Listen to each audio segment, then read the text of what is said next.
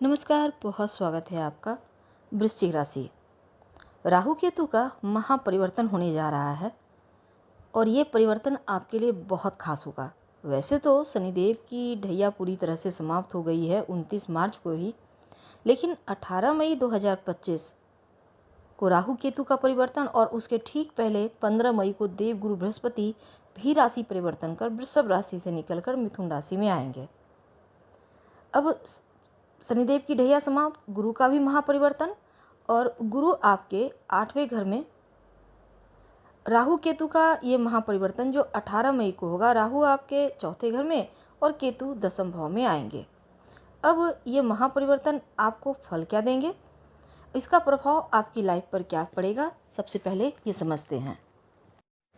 तो पूरे 18 साल के बाद 18 महीने के लिए आपके लिए जब राहु केतु का ये महापरिवर्तन होगा तो बहुत खास होगा, क्योंकि राहु और केतु छाया ग्रह हैं, इनका कोई अस्तित्व नहीं है और हमेशा उल्टा ही चलते हैं।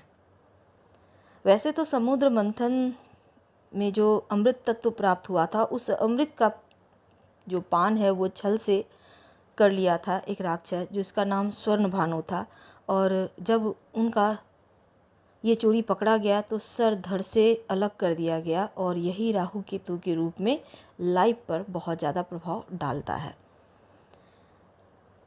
तो राहु केतु के बारे में हमने जाना, लेकिन अब ये समझिए कि राहु एक ऐसा ग्रह है जो व्यक्ति को रातों रात अरबपति खरबपति बना देता है, रातों रात स्टार बना देता है, क्योंकि इतनी पावर है, इतनी ताकत है।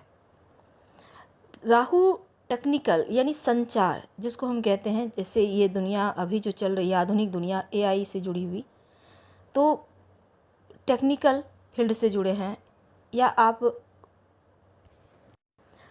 टेक्नोलॉजी से जुड़ा काम करते हैं जिसमें दिमाग चलाना पड़े।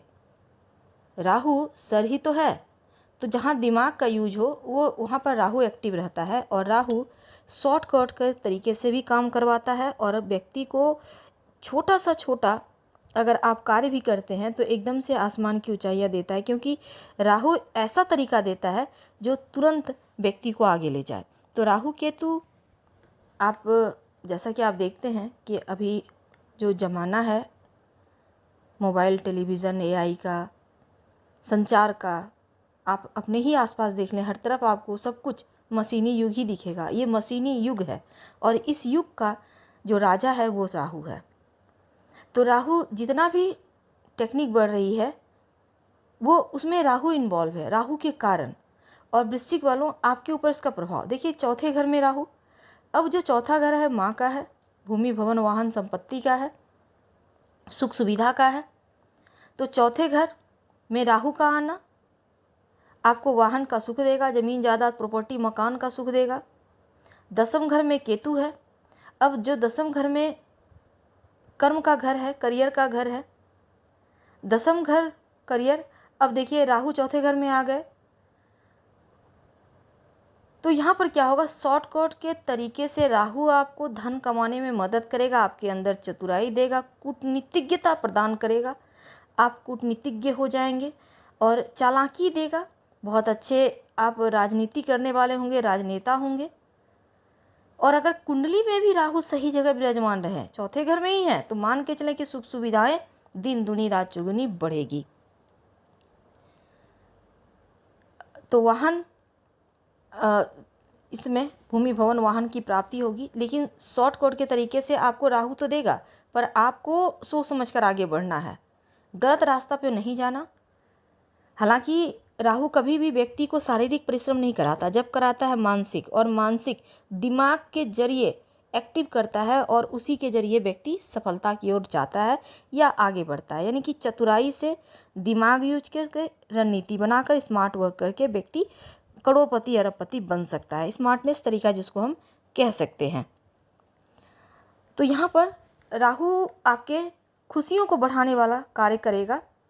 शनि की ढैया आपके ऊपर समाप्त हो गई है, इसलिए तो शनिदेव की तरफ से आप पूरी तरह से आज़ाद हैं, लेकिन राहु के चौथे घर में रहने से आपको 2-4 बातें को ध्यान रखना है। जल्दबाजी में कोई भी डिसीजन ना लें, जल्दबाजी में काम ना करें, क्योंकि राहु का काम है जल्दबाजी में काम करवाना। राहु फटाफट से काम कराने में यकीन रखता है, नहीं तो चीज़ें खराब हो जाएगी, इस बात का ध्यान रखें। अगर आप कोई प्रॉपर्टी ले रहे हैं तो बहुत चतुराई समझदारी के साथ अच्छे से कागजात की जांच कराएं, फिर आगे बढ़ें तो अच्छा रहेगा। जल्दबाजी में कोई भी डिसीजन मत लीजिएगा। देखिए, सूर्य भगवान को रोज़ प्रणाम करके गायत्री मंत्र जरूर पढ़िए, ताकि सही समय पर सही डिसीजन आप ले पाए, और जल्दबाजी पर थोड़ा सा आपको कंट्रोल रखना है। तो माँ के अगर हम बात करें, चौथा घर माँ का भी होता है, तो माँ के साथ तालमेल बनाकर रखें, वैचारिक मतभेद वगैरह ना हो, इसका ध्यान रखें। मीठा वचन बोलें, किसी भी तरह का विवाद ना करें, चाहे कोई भी मसला हो।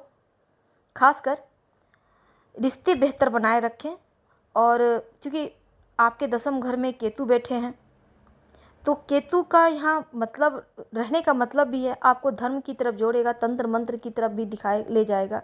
हालांकि यात्राएं भी होंगी, विदेश यात्रा के यहाँ पर योग बनेंगे। यात्राओं के जरिए अगर कोई काम हो रहा है तो उसमें भी आपको बहुत लाभ होगा। हालांकि 18 साल के बाद 18 महीने के लिए जब 10वें भाव में केतु आएंगे, तो एक और चीज़ है कि आपका जो दिमाग है ना, उससे बहुत केतु खेलने वाले हैं। अब केतु सूर्य की राशि में आए हैं, सिंह राशि में। अब सूर्य क्या है, ग्रहों के राजा हैं। अब यहाँ पर केतु का आना यानी ग्रहण योग तो बनेगा, लेकिन आप जो भी काम कर रहे हैं, कहीं से पैसा आप कमा रहे हैं, तो आपको लगे कि कम आ रहा है, थोड़ा और आना चाहिए।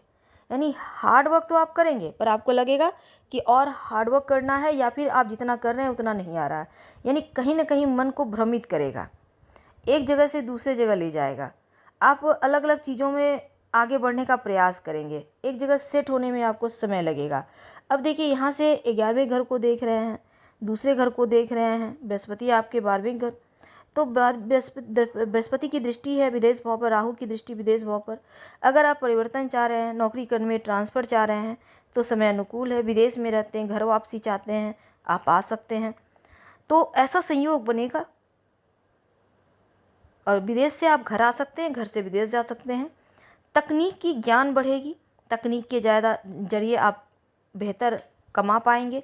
बेहतर आइडियाज़ के अगर आप धरातल पर ले आए तो उससे भी आप बेनिफिट में रहेंगे। हाँ, जल्दबाजी में कोई भी काम नहीं करना, थोड़ा सा वक्त लेकर कीजिएगा। और जो कार्य आपका 4-5 साल से अधूरा था, या आपने एकदम ठंडे बस्ते में डाला था, वो एक बार फिर से लाभ देने लगेगा, इसलिए थोड़ा सा यहाँ पर ध्यान दीजिएगा। हालांकि रिसर्च के क्षेत्र से जुड़े हैं तो आपके लिए बढ़िया है।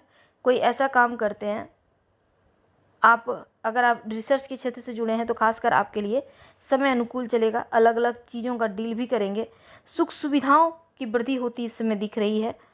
और चूँकि 12वां घर एक्टिव होगा, ये बहुत खुशी की बात है। हम आपसे विदा लेते हैं। जानकारी अच्छी लगे तो लाइक कर, सब्सक्राइब करें, शेयर करें, कमेंट करें। धन्यवाद।